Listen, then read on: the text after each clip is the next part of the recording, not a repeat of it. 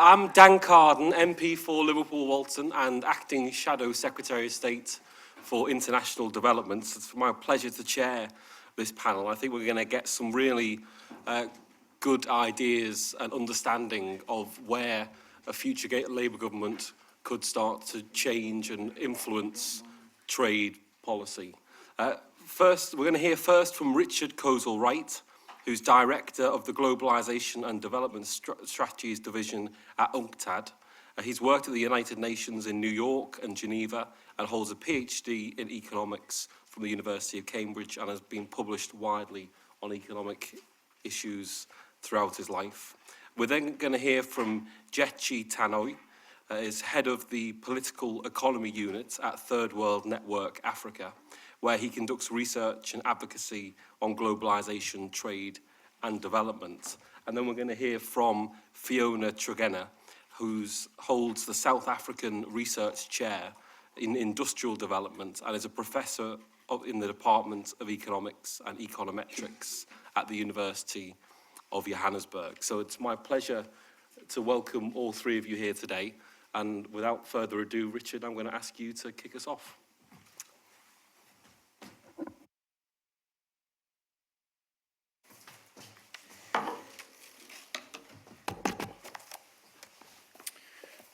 Thank you, Dan. Thank you for the invitation from John and the organisers of this. I'm happy to see that Dan is following the Andy Warhol principle of 15 minutes of fame. I was a bit worried that I would have to cover 75 years in 7 minutes. Now I've got 20 seconds per year to cover this. Andy Warhol, of course, provided cocaine with it. I don't know what the Labour Party position on that is, but next time, maybe. What I want to do is to give you a very quick overview of the international trading system over the last 75 years, and to end with some thoughts that we have had in the work we're doing in UNCTAD on rethinking the multilateral system in what we see as a more progressive direction. A lot of people have asked during the various sessions that I've been to about Bretton Woods, and Bretton Woods is 75 years old this year, indeed. 75 years ago, 700 people in the mountains of New Hampshire were debating the future of the international economic system, and they had two big ideas, essentially. They didn't want to go back to the 1920s and the lack of coordination that followed the First World War, essentially because the United States refused to participate. So they wanted a system where you had proper policy coordination. That ended up as a fight, as I'm sure you all know, between the US and the UK. And if you missed it, the US won that particular fight. But that was one. The other thing is they didn't want to go back to the 1930s either, and the idea that you adjusted to economic shocks through austerity measures of one kind or another. And the inspiration there, of course, for that part of the discussion was the American New Deal. And so, in a way, Bretton Woods was trying to internationalize the New Deal. That meant they wanted a system that was consistent with full employment, with a wage bargaining system in which labor had a strong voice, and what the Americans called social security, what in Western Europe we tended to refer to as the welfare state. And they understood that if you wanted those kind of goals, you could not leave the ordering of the international system to finance capital or to free, unregulated markets. So they didn't want a free trade was not on the agenda at Bretton Woods. They did not want a free trade system. They wanted a balanced and managed system of trade.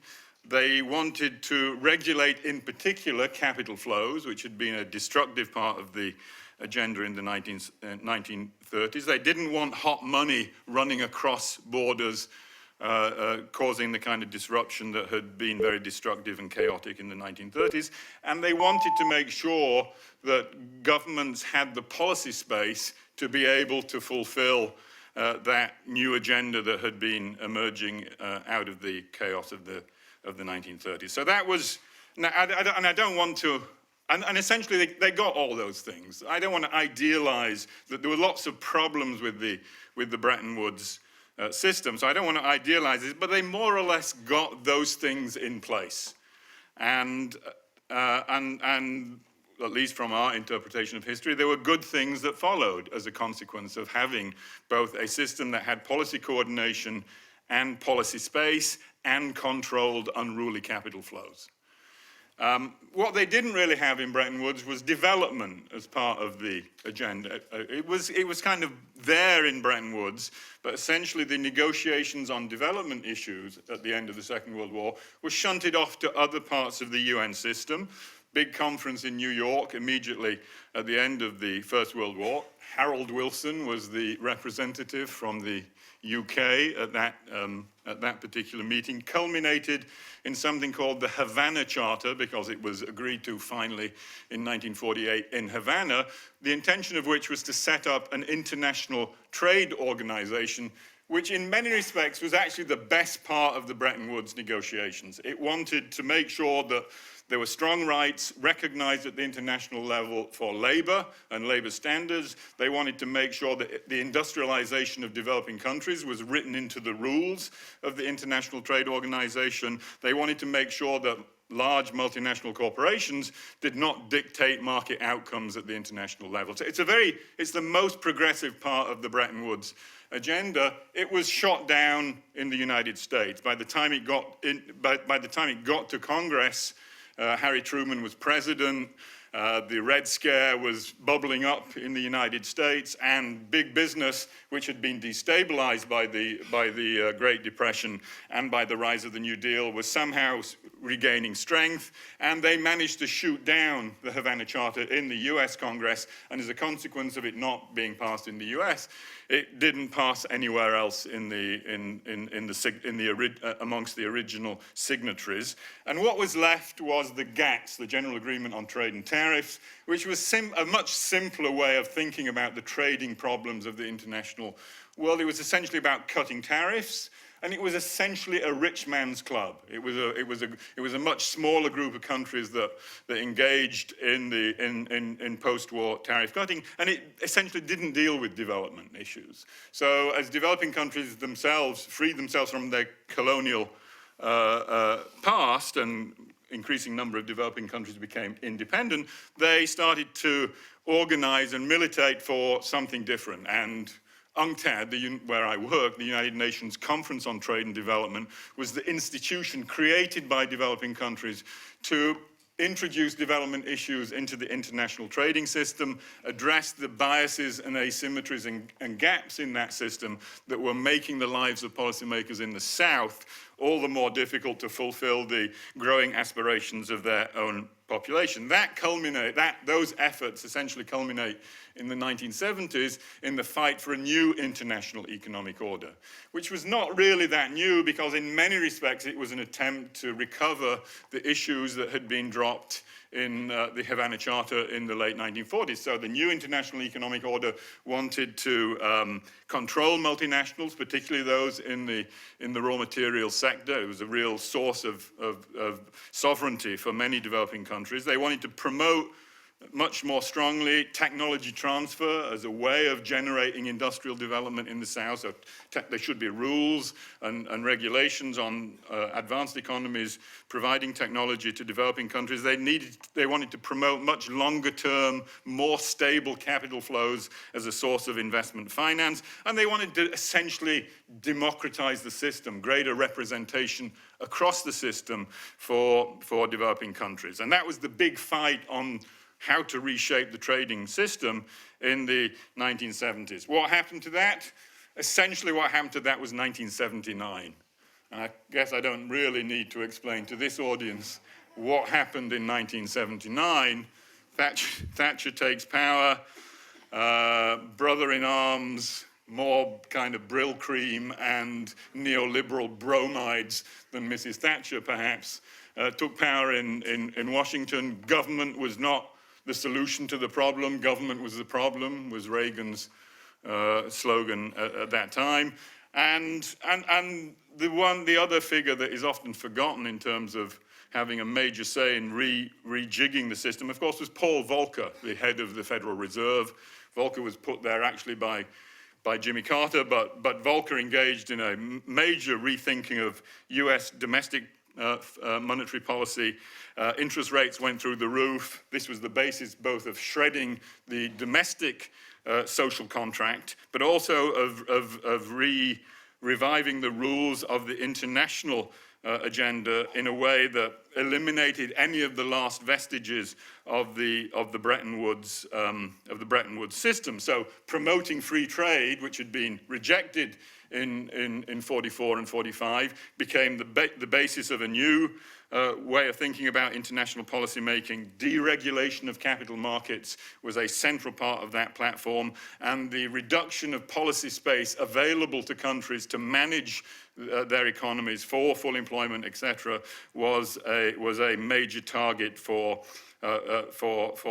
governments in the international arena. And essentially that was an agenda. We think of it about, essentially often we think about it, and if for those people who follow the debates on the Washington Consensus, this was a discussion about states versus markets, and that's true to some extent, but that's a very negative way of thinking about it. The real agenda that was in play from 79 onwards, I think, was how you made the world safe for footloose capital. That was what the agenda was fundamentally about.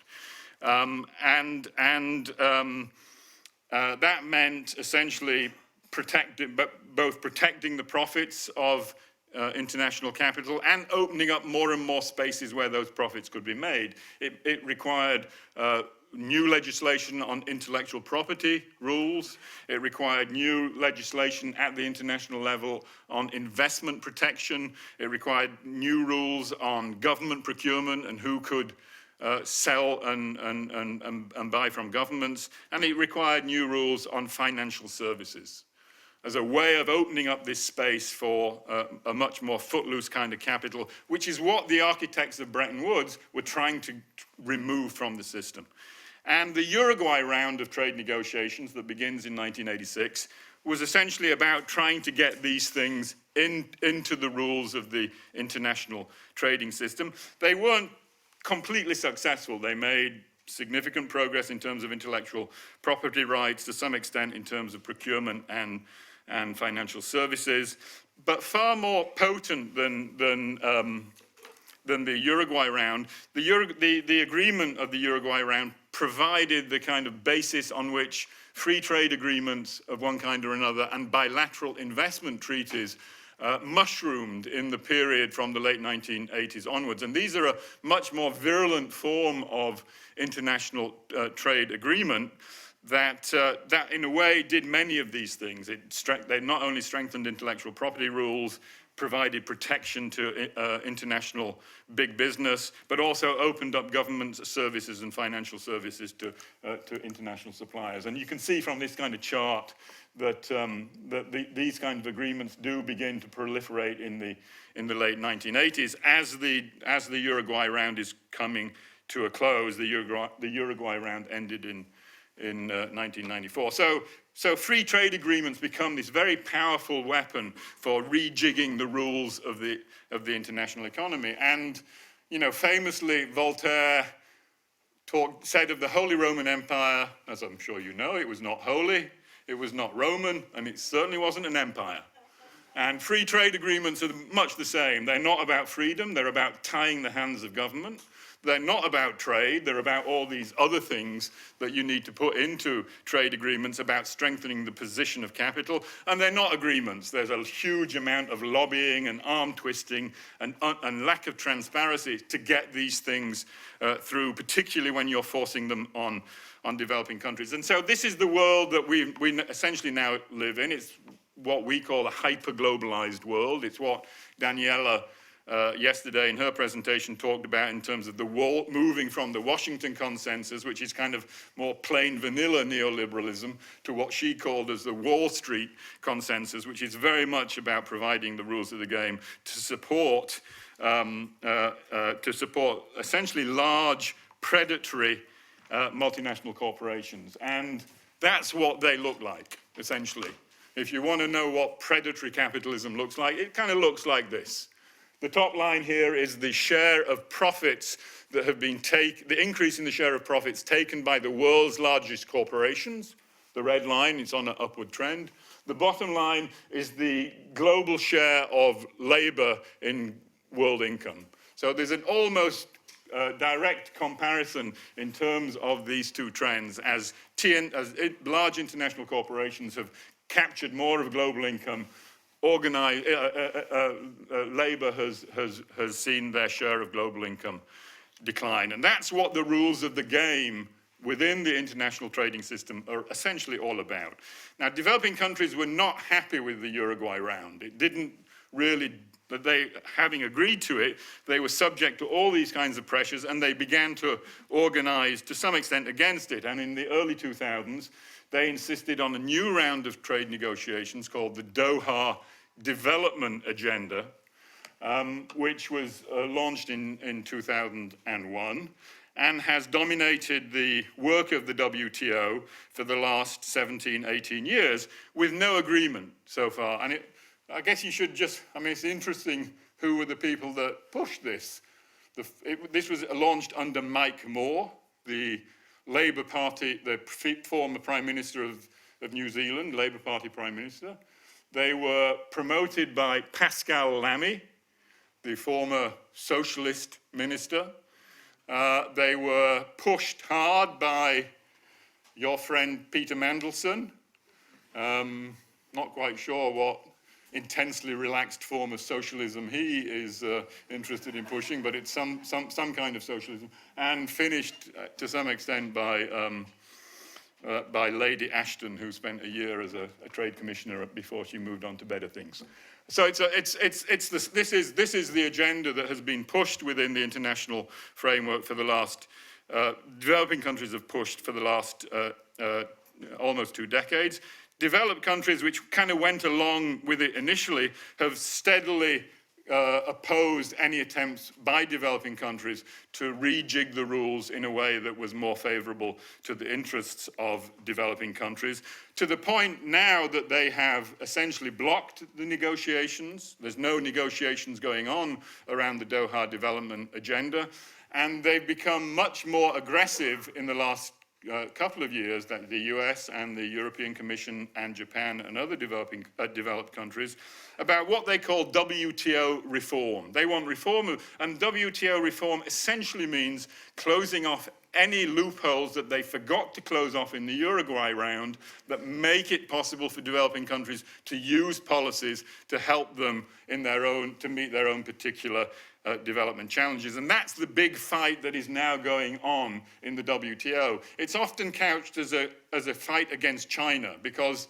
much to the chagrin of particularly the Americans, but also other developed countries, China found a way of using the remaining loopholes in the system to help it develop. And you know, for a long time, we were told that China had eliminated 700 million people from absolute poverty because it followed market rules and regulations. Turns out now that, in fact, they took 700 million people out of poverty because they didn't follow the rules of the market agenda. They used industrial subsidies, they used technology, pressure on international firms to get hold of their technology, they used state-owned enterprises as part of their development strategy, and the so-called WTO reform that we are seeing now in the discussion is about removing those possibilities from other developing countries, and I would argue also from developed countries that want to do things like a green industrial policy, because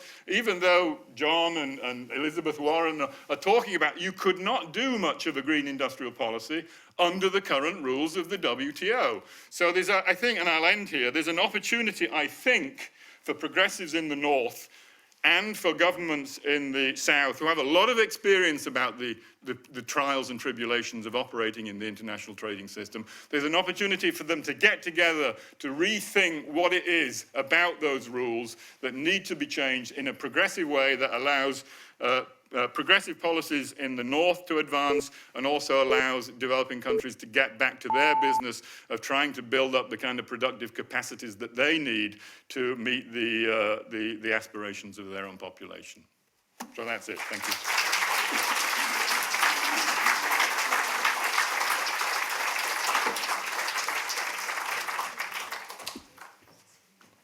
Thank you very much, Richard.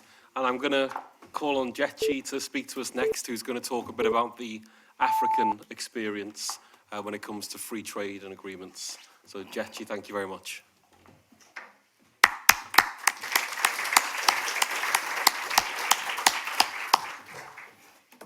First of all, sorry for the disruption, my yo-yoing up and down the chair. I won't explain why, it's none of your business. But, what is our common business is this forum and the value of being here. And I want to, like others, I want to thank the organizers and also the motivation and ambition of the whole initiative, which is to roll out not simply a process of international social forum which brings together thinkers, activists, campaigners, policymakers, and so on, but also to give greater teeth to Labour's aspirations, or at least the aspirations of the Labour left, towards a world for the many. And I think that's a huge historic responsibility that they've taken upon themselves, and we have a responsibility to work together to ensure that this happens. A breakthrough like that in one of the countries that form the center of the global system, I think, will mean a lot to hundreds of millions of people, billions of people across the world. So I congratulate you for that.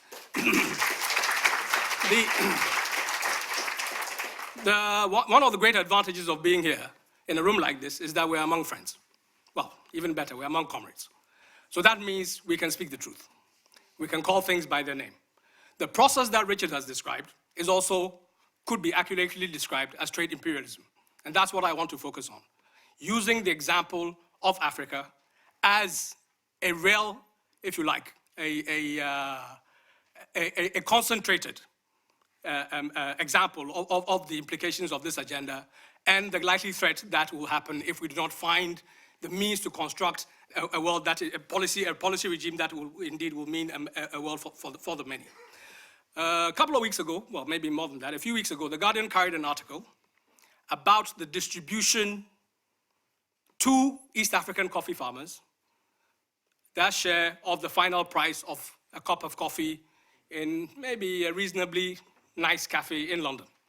Or, well, even in a subsidized student union cafe like we'll find in SOAS and is near Environs. What The Guardian said was that the price of a cup of coffee, of the price of a cup of coffee that you buy, only 1% of that, 1 pence of that accrues to coffee farmers in East Africa.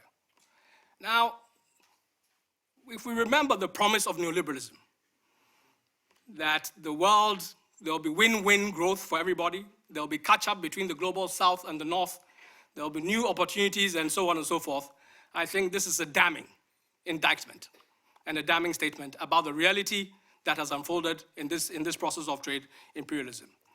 Why is it that Kenyan coffee farmers or Ethiopian coffee farmers or Ugandan or Tanzanian or whoever get 1 pence? It is easy to say, well, this is the long, sad history of Africa's integration into the global economy. But that would not be enough.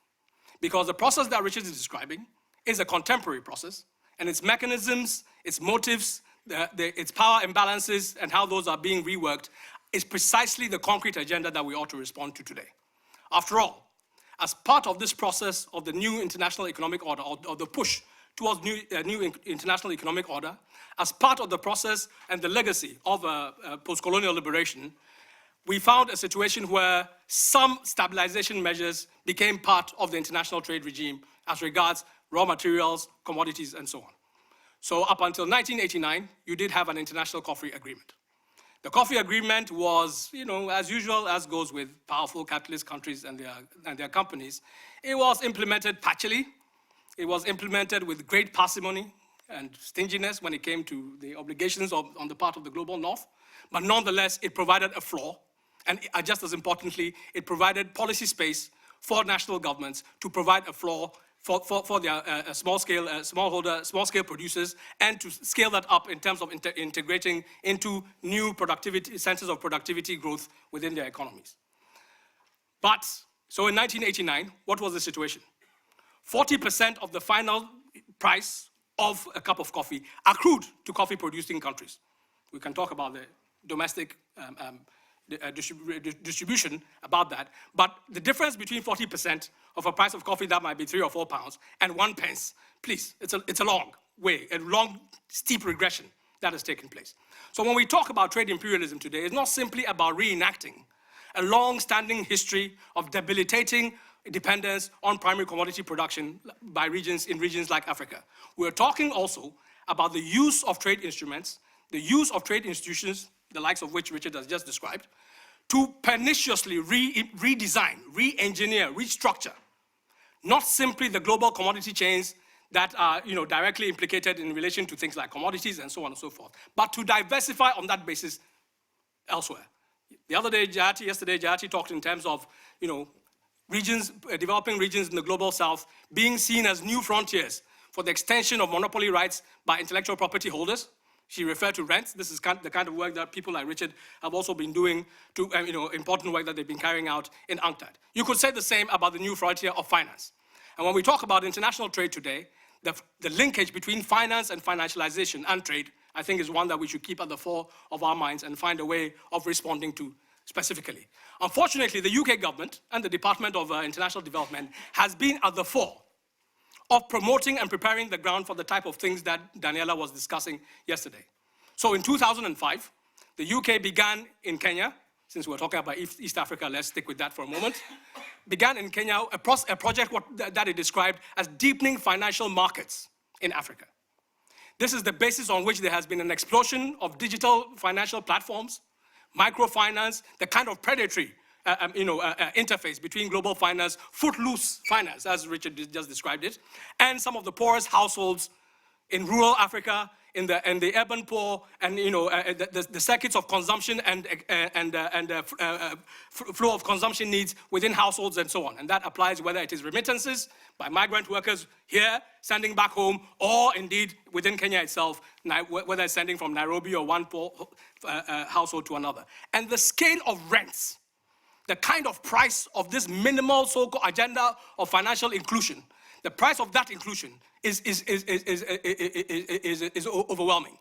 That is why we find one of the things that we haven't spoken too much about in terms of the challenges that regions like Africa face when it comes to the new configuration of trade and the new neoliberal agenda that is unfolding there. One of which, yes, we recognize that there's once again a growing incidence of debt.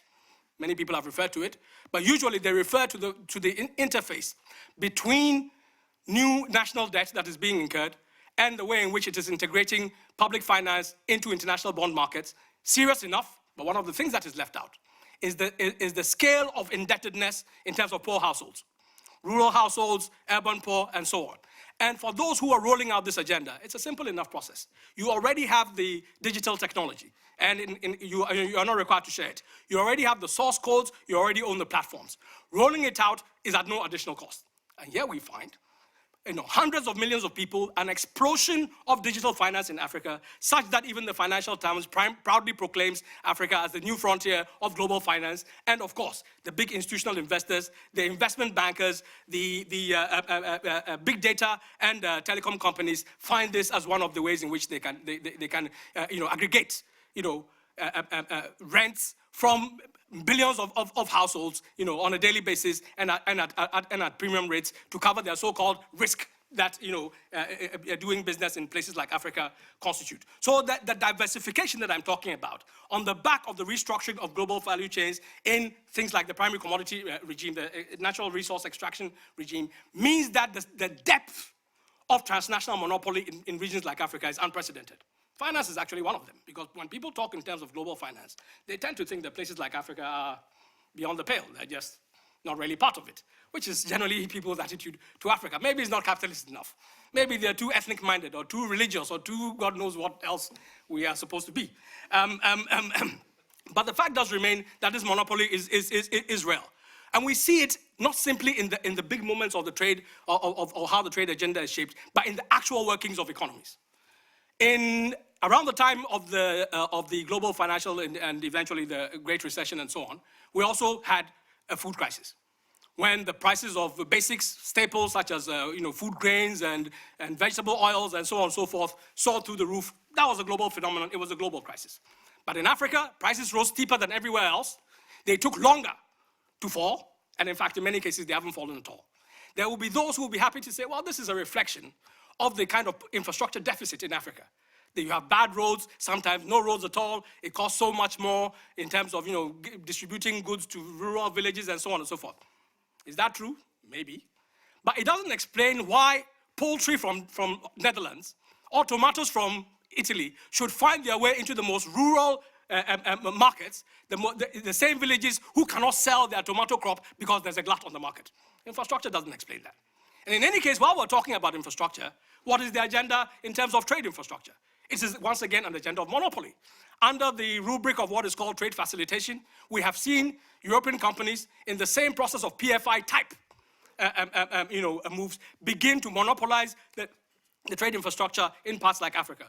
Bolloré, that famous French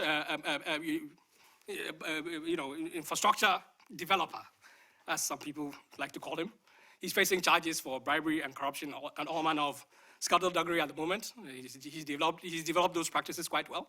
And, for example, controls ports from the northwest coast of Africa, from Dakar through to the Gulf of Guinea in Abidjan and in Ghana, all the way around the corner to Durban and to Mombasa. Now, this is somebody who, in the period of a post-electoral conflict in Ivory Coast, was brazenly open and able to say, we who control the ports in Africa control the economy.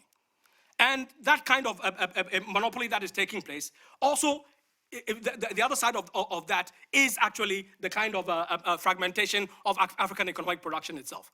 And you can see this even at the smallest level of smallholder production, which is supposed to be subsistence, which is supposed to be immune from the rhythms of the global economy, which is really not supposed to be part of that economy itself. That fragmentation, I think people like Gyekye began to hint at what is at stake here yesterday.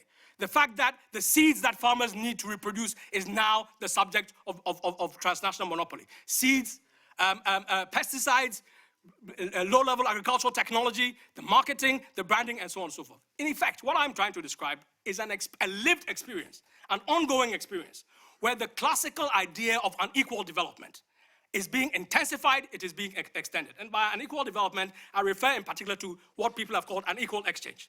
The notion, well, the reality, that all the high-value adding aspects of a global production network, global supply chain, global value chain, call it what you will, all the high-value capital returns, the technology, the branding, the marketing, all of that is concentrated or controlled from the global north, while in the south, in places like Africa in particular, you have this fragmentation, this incoherence between economies, between economic production, between the mode of existence, between the economy and social reproduction, and so on and so forth.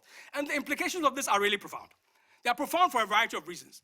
One is that the agency of African people and those in the global south, the ability of institutions and governments to construct policy.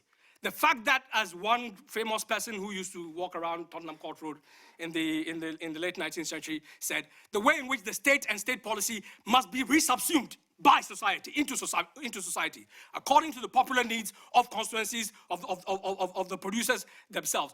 How that will be possible is not an easy thing to construct. It's not an easy thing by any means for two reasons. The first is the kind of way in which people are being set against each other. And the fragmentation of production in Africa is a direct reason why this is happening. So if you take a country like Nigeria, what would be the kind of big headline destabilization that we all hear about in Nigeria? Boko Haram. I'll tell you this. The conflict in the middle belt of Nigeria between farmers and herdsmen puts Boko Haram, it pales into insignificance in terms of deaths, in terms of social, community collapse, in terms of, ethno-religious violence, and so on and so forth. So the idea of having an agenda about minimum wages, about a minimum basket of livelihood needs, about the redistribution of productive assets, of resources, of capabilities that can unite working people is central. And that is why this process that we're describing is central. If it is central in Nigeria, it is central internationally as well. Because whether or not there is migration, and there will be under the conditions that I'm describing, whether or not there is migration, there will be the fact that we're all thrown in together into global markets where in parts of the world it relies on super exploitation, on the fact that there has been no technology transfer, on the fact that remaining competitive in export markets cannot rely on productivity gains through technological capacity development, but rather on pressing poor people down in terms of their wages, in terms of their conditions, in terms of farmers' incomes, and so on and so forth. As long as that remains the case, then we are undercutting each other from wherever we're located. And that's a central point about the need to develop an agenda that, yes, is right and has a depth and purchase within the British working class communities and among all progressive sections. But it's important that we scale that up, that there's a coherence between that, a firm linkage between that and what we do internationally. Otherwise, the difficulty of having the kind of transition and transformation that we want to see is impossible to achieve. We had Dilma Rousseff yesterday talk in terms of the way in which the PT government in Brazil managed to retain certain key mechanisms and vehicles in terms of a state, if you like, its economic infrastructure, state companies, state banks, so on and so forth. But the fact remains, as we know, that neither Brazil nor Venezuela fundamentally transformed the regime of accumulation in their countries. For which reason, when the commodity price goes down or global economic conditions go bad, even the minimum social redistribution that you could do with gains from greater export earnings goes away. And the kind of instability that we have seen, the rollback of the pink tide that we have seen,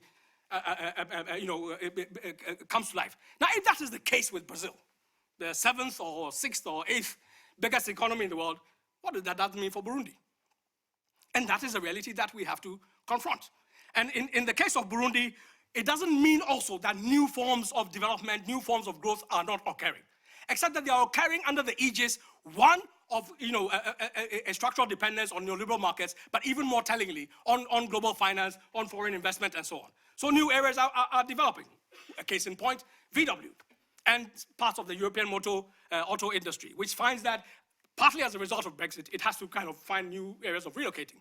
VW in the last year has opened 3 turnkey plants, and turnkey investment in Africa is rare. It's usually mergers and acquisition and so on and so forth. But turnkey plants in countries like Rwanda, in Ghana, and in Tanzania, or so somewhere else where the idea is that these will be platforms for penetrating the regional market. So when you have even initiatives such as the Africa's own, supposedly its own autonomous free trade agreement to construct a regional market, to be able to kind of offer a scaling up of economic integration, to be able to go back to a kind of meaningful industrial policy, you find that already embedded within this is actually the presence, or the monopoly presence of these transnational companies. And this is not a small matter, even in terms of the global, the global economy. We know, for example, that clearly part of the problems of Brexit is the disruption of global production and supply chains. So this is a central issue for everyone. But when you have a situation where in Africa, and again, this is reported by the Financial Times, that what you call B2B, business-to-business transactions, as a sector of economic growth, okay, that the most wide open space for that, for transnational companies today, is Africa, the poorest part of the world. In the same way as for the fintech industry, the new frontier is 30% of all global investments on fintech target the poorest households in Africa. Yeah, sure, they will scale back to you and back to student loans, but we know that will happen. But for now, this is the kind of foothold that they're seeking to gain. What the Financial Times describes in terms of the B2B, the business-to-business landscape, is instructive. It says that the biggest market in the world is that of China, 8 billion or so. The next biggest market is that of India, 2.9 billion or so. But both these markets have 2 features, which does not apply to the case of Africa. 1, they are plateauing. 2, they still involve, certainly in the case of, even more in the case of China than in India, they involve local producers, local production networks as part of this process. In Africa, there's no African player in the B2B market, which is 2.7 billion, rapidly catching up with India, and it will be the only source of global B2B business growth between now and 2050. So I am suggesting that if you add this to some of the problems that we face in terms of the manifestation of global crises, such as climate crisis, we saw that in Darfur, we see that in Nigeria, as I described, we saw that last year in the Democratic Republic of Congo, where within 1 year, 2018, there was a level of deforestation equal to 1.5 times the size of Belgium in 1 year. And this process is escalating.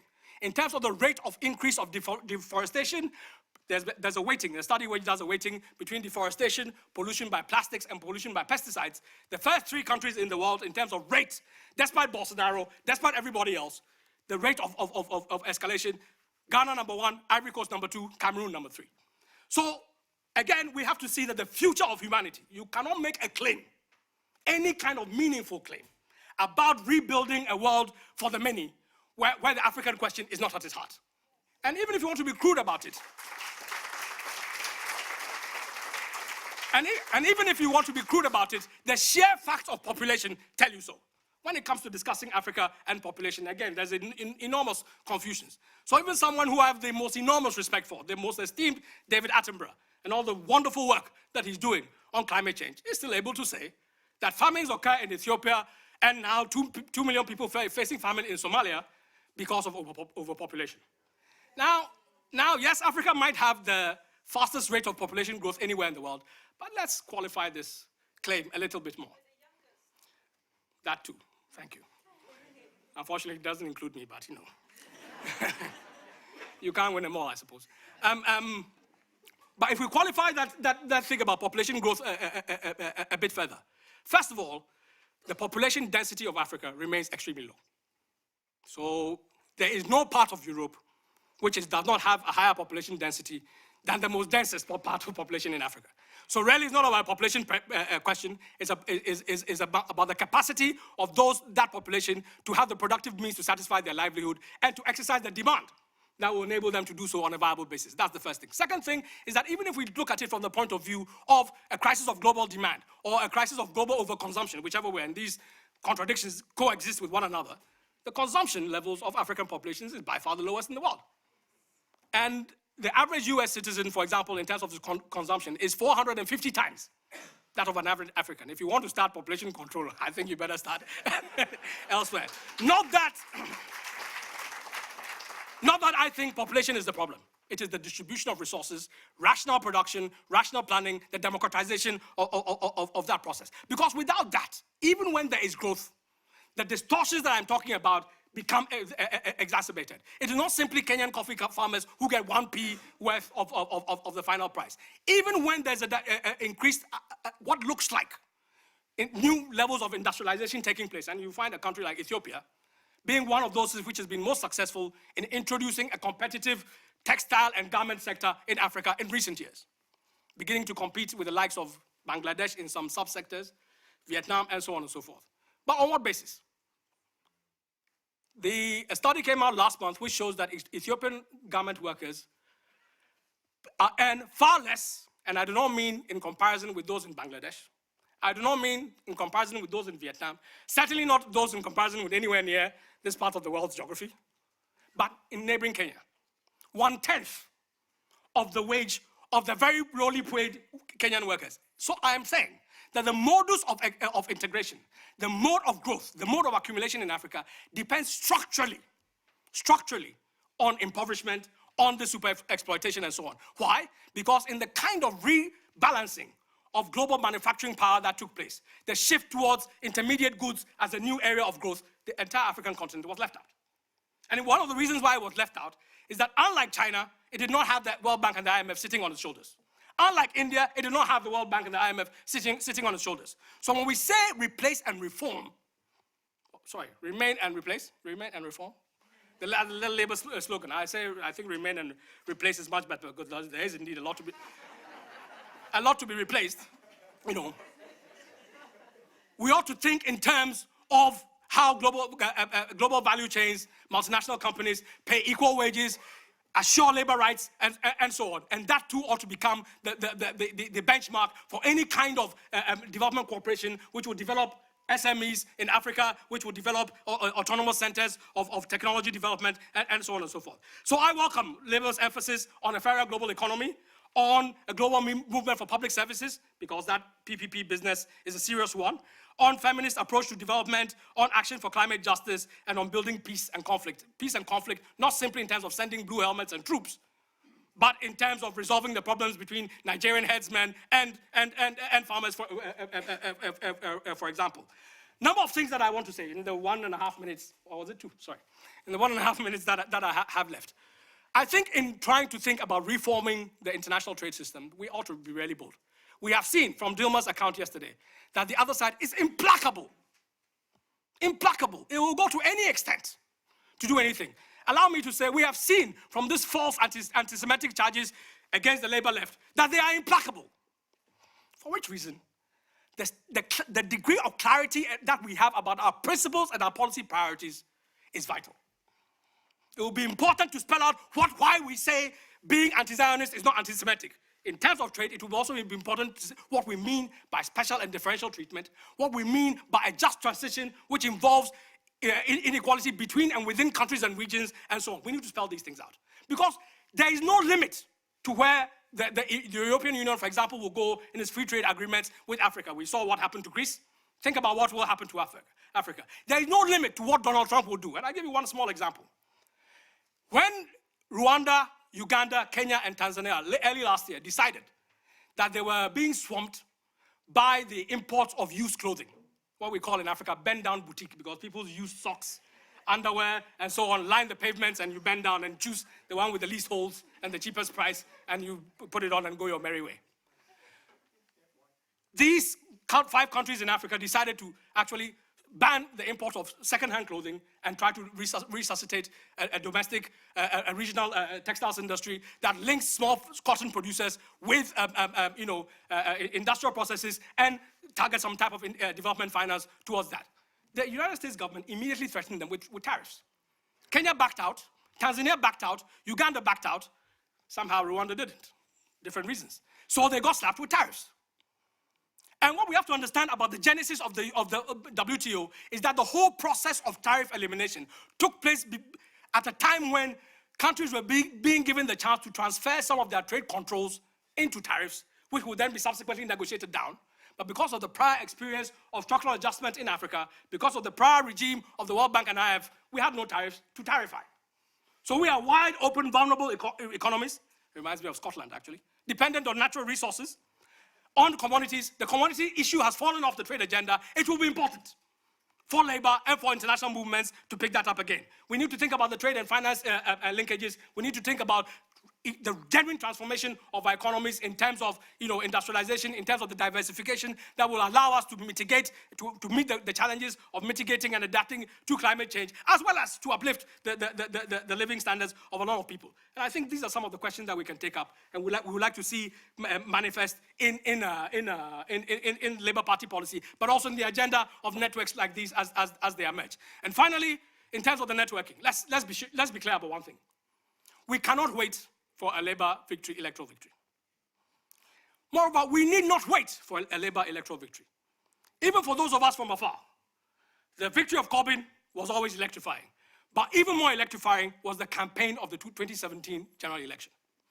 The fact that Labour went out there, built its anti-austerity agenda into public consciousness, began to mobilize around it. That is the attitude we have to take towards fighting inequality at home and abroad. And therefore, how we take this process forward can't simply be that we all go our separate ways and then we find episodic ways of reconnecting. I would like to recommend to this conference that some type of institution, whether it is a foundation that supports research, campaigning, advocacy, the kinds of which German parties have, like the SPD have the Friedrich Ebert, and the Die Linke, the left party, has the Rosa Luxemburg Foundation and so on. I think that ought to be one of the things that Labour ought to take up. There's enough people here. There's the comrades from India and the Ideas Network and the JNU. There's many of us here, serious people doing serious things. We connected to some of these mass movements, connected to the issues that can unite people, connected to the kind of energy that we need for transformation. I think Labour ought to take up that challenge and help build this international that we need, this desperately needed new internationalism. Thank you very much.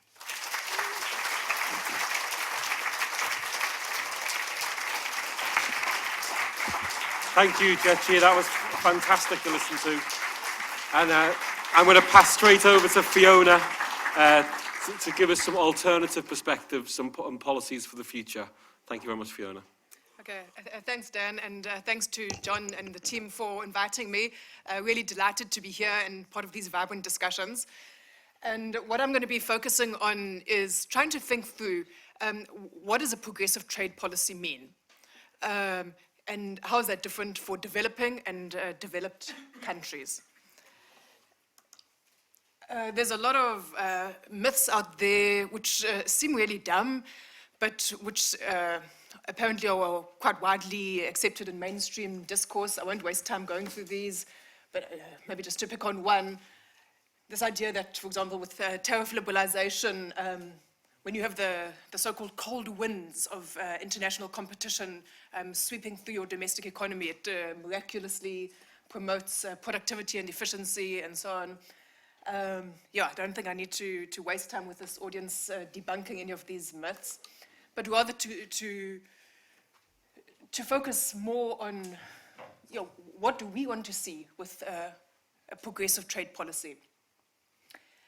We're now in the mainstream discourse faced with these so-called competing narratives of, on the one hand, kind of neoliberal free trade ideology, and on the other hand, supposedly sort of Trump-style right-wing nationalist protectionism. And in fact, now when protectionism is mentioned, people often think of Trump. But of course, historically, left-wing governments have been generally more protectionist because of links to organized labor and so on. These are not actually competing narratives. They're not binaries. They're both pro-capital in different ways. And I think a challenge to us is how to advance working class interests domestically and internationally, including of groups who are or feel harmed or threatened by globalization. And instead of in a narrow xenophobic agenda, as part of a broader progressive internationalist agenda. So what we need to do is to develop an alternative trade policy approach that's developmental, that's strategic, and that is just, based on the interests of working class and moreover of the global south more broadly. So I thought it might be helpful to try and kind of think through some of those interests, which are sometimes competing. Here I've just put a very, very simplistic schematic of different groups and stakeholders who are influenced in different ways by trade policy. Developing countries, developed countries, and then within these, workers, consumers, and capital. Now, obviously, workers are also consumers. And if they don't have incomes, they can't consume anything. And consumers are not a homogeneous group, rich, poor, and so on. But I think it's still helpful to think about people in these different roles. Now, some of these interests coincide, particularly if we're thinking amongst these, the stakeholders that we are sympathetic to. Some of those interests coincide. But we do also have to recognize that there are trade-offs, there are tensions. So, for example, if we consider within countries, whether developed or developing workers and consumers, even poor consumers, their interests don't always align. Take, for example, the import of basic goods consumed by the working class that in some cases can be more cheaply imported than domestically produced. We can't say that there's no trade-offs. Similarly, if we think about the international working class, obviously there's an alignment of interests to a certain extent. There's a common interest of the working class internationally in the working class in developing countries not being subjected to very low wages and poor working conditions. Because obviously not only is it bad for them, but it also makes it more likely that production would relocate to those countries. But at the same time, let's not be too romantic. There are also differences in interests, and to some extent, the extent to which those interests diverge are structured by the global international and financial architecture, but there are differences. So within that, what scope is there for international working class solidarity? And I think when it comes to trade, it's one of those issues which kind of takes that solidarity to the limit, as it were. And it begs the question as to, for example, within developed countries, it's all very well for us here to talk about a progressive internationalist economic agenda. I would imagine it's harder to make that case on the campaign trail in a marginal seat in the north of England, or in government for that matter. So I guess for me, coming from a developing country perspective, one question is, what is distinctive about a labor approach to trade when it comes to the interests of developing countries, and what's distinctive about this labor, the real labor approach, when it comes to the interests of developing countries as compared to a new labor type of approach. And I would argue that when it comes to the interests of the working class here in the UK or developed countries more widely, and how to advance that, I think there's better ways of doing that, and better both morally and even just in terms of effectiveness, than with trade protection against developing countries. If you look at a case like the UK, for example, yeah, after more than half a century of deindustrialization, the industry which is remaining, there's better ways of supporting that than with tariffs. And even if there's a reindustrialization agenda, that needs to look at different kinds of industry and what are the industrial policy support measures that can support that kind of reindustrialization. I don't think tariffs, even if there was no kind of moral or social justice objections to that from a developing country perspective, I don't think it's the most effective tool of protecting the interests of the working class. And that's just within a trade and industrial perspective, let alone fiscal, macro, and so on, which are probably the key things to look at rather than trade protection. I think some of the kind of broad objectives of a progressive trade policy, I've suggested some there, and we can think through these both domestically and internationally. So for example, lower inequality, what can trade policy do to reduce inequality within countries as well as between countries? Sustainable growth domestically and supporting catch-up within developing countries and so on. I think the fundamental plank of a progressive trade policy needs to be, well, in these words, trade policy for the many, not for the few. I guess it goes without saying that trade isn't always win-win, either within countries or between countries. And trade can be structured, and is structured, to redistribute income either upwards or downwards. And what we saw from that crocodile chart that Richard put up earlier, where those lines diverged over time, was that over quite a long period, trade has been deliberately structured to redistribute income upwards to capital and to elites. Another core plank needs to be the protection and the advancement of worker rights, of labor standards, environmental justice. Often in trade deals, this is some sort of optional side add-on. And I see the challenge as how to integrate this fundamentally into trade policy.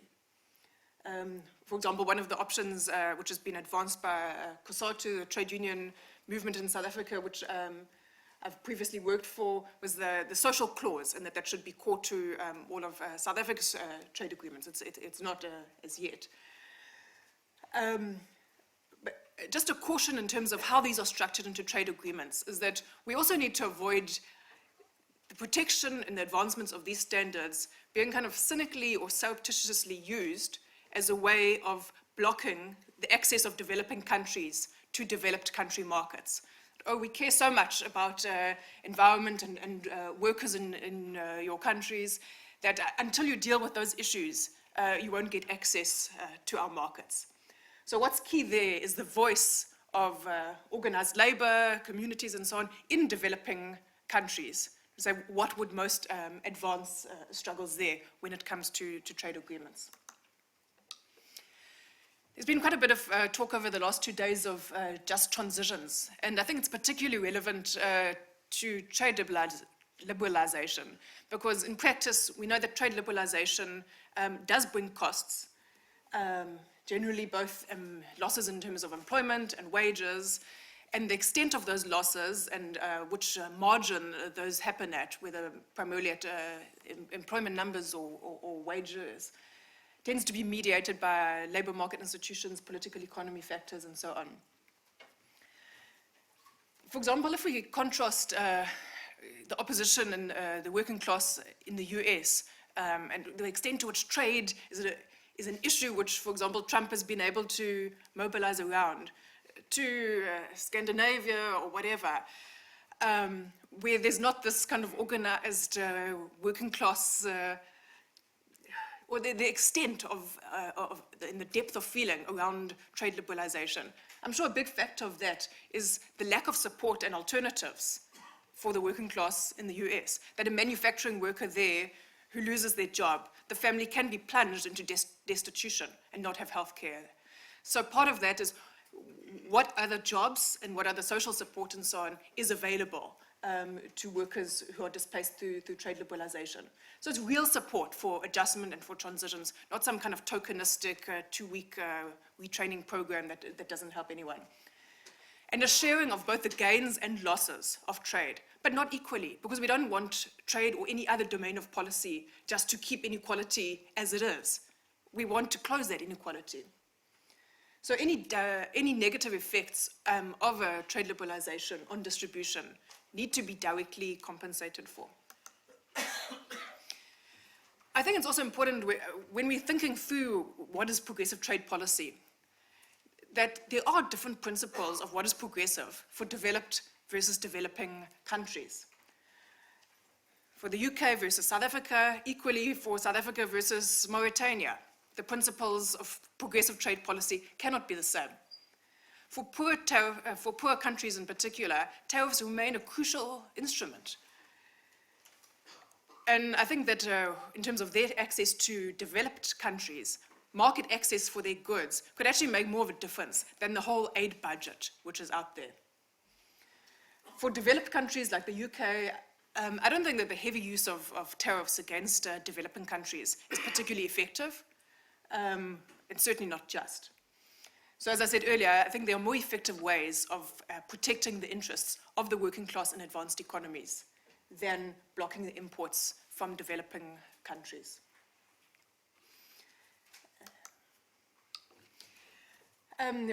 Briefly, in terms of trade policy and industrial policy, it's really crucial that these are closely integrated without industrial policy being subordinated to trade policy, as is often the case, let alone industrial policy being subordinated to macro policy, which is almost always the case. So some aspects of that, I think, is structuring trade policy to build on countries' dynamic comparative advantage, what they could be producing, not necessarily what they're strong in at a particular point of time. Building competitiveness and productive capabilities, and the sequencing being key. If you liberalize without having those strong productive capabilities, it doesn't lead to some kind of creative destruction. It just leads to destruction of capacity, of jobs, and so on. So that sequencing is vital. Not to go into this in detail, but obviously trade policy needs to be closely integrated with a whole array of other policy areas in order to be effective. And lastly, I wanted to emphasize that trade agreements, a crucial principle for us should be that they shouldn't undercut the power of the state, which typically they do.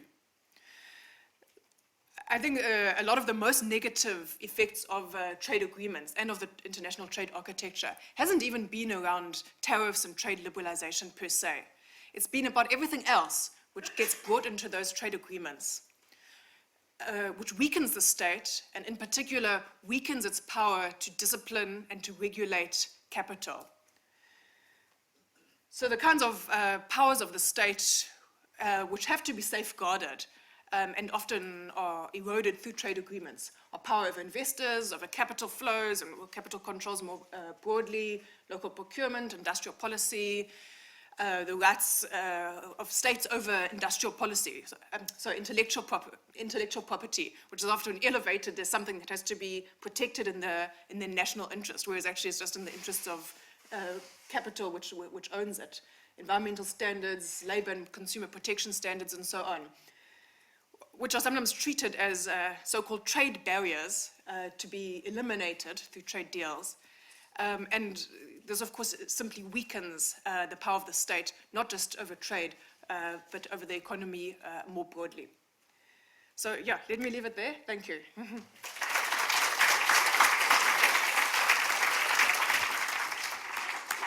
Thank you very much, Fiona.